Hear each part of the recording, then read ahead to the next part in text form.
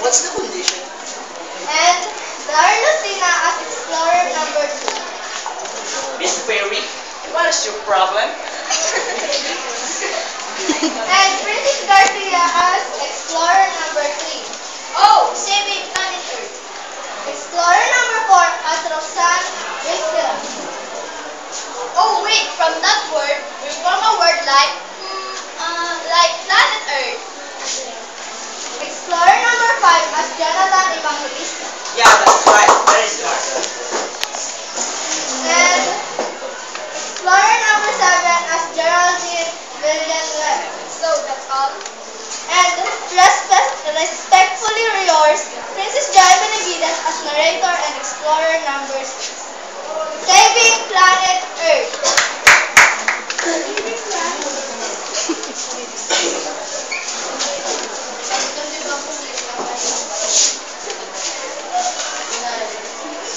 One day, a group of explorers lost on their way back home. Until the shortage of food came.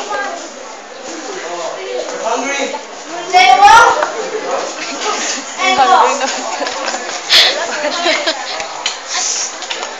until they had seen a fairy. And the fairy said, I've been observing all of you, and I know your problem, and I can help all of you, but in one condition. Perry, what's that condition? Help me to solve my problem. Well, Miss Perry, what is your problem? My problem is, how would I save my own home, the nature, the planet Earth? oh, saving planet Earth. One of the explorers saw some papers in the grass.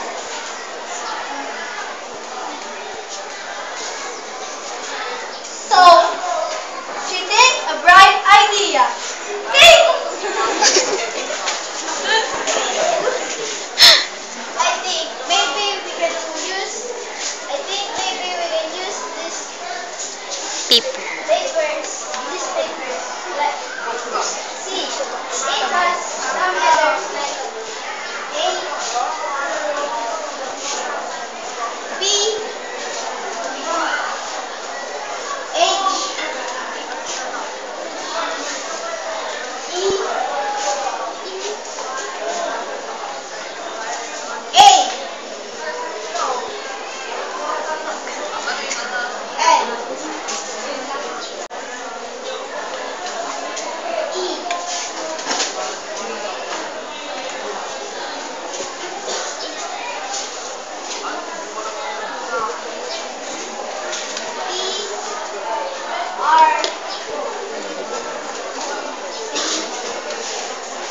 also the N.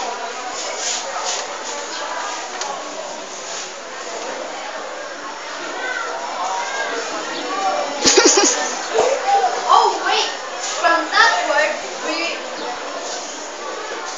letters we can form a word like planet Earth.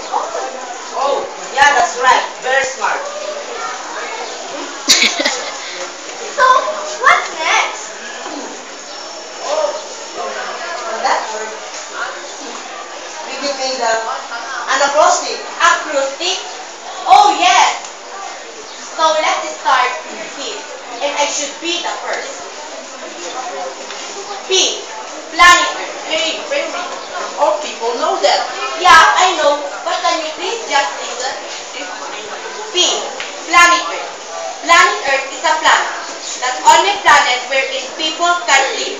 The God made it so also beautiful, and in the same time God made animals and humans to take care of it. In our planet Earth, we can see so many beautiful things. The air was fresh.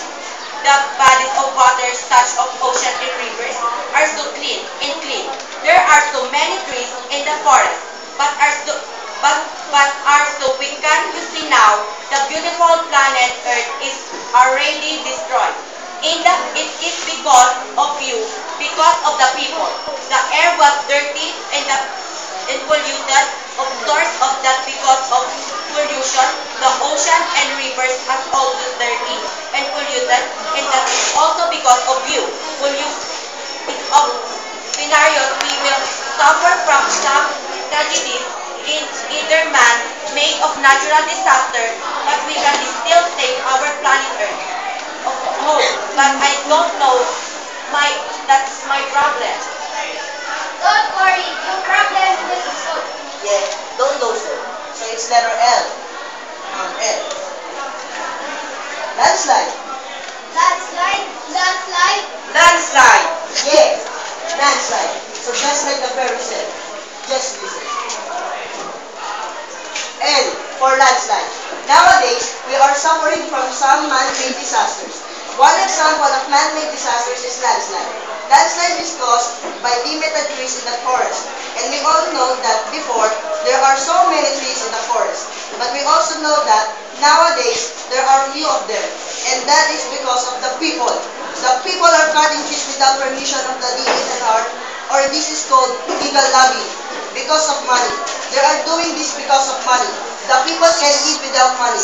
But people don't know that because of what they're doing, they're destroying our home, planet Earth.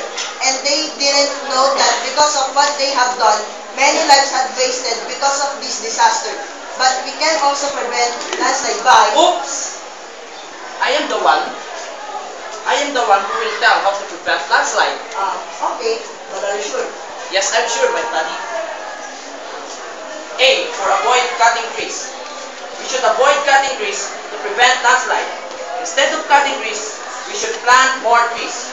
Or we can also cut one tree, but we should replace it with another tree.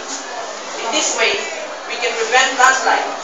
And in the same way, we are giving back the natural beauty of the forest, the home of the fairy. And in the same time, we are also earning money. In the way that when we plant trees, such as mango trees and other fruit bearing, and when they grow, their fruit will be ripe. And in that case, we are helping to prevent landslide. And we can earn money. And the people should know that so that they will not cut trees anymore. Just for them to have or get money when there's another day, another way. See, Fairy, your problem is solving. Just wait, maybe the other letters can help you solve your other problem. So, it's my turn. Can all of you give me a round of applause? And for nature. God made the nature beautiful.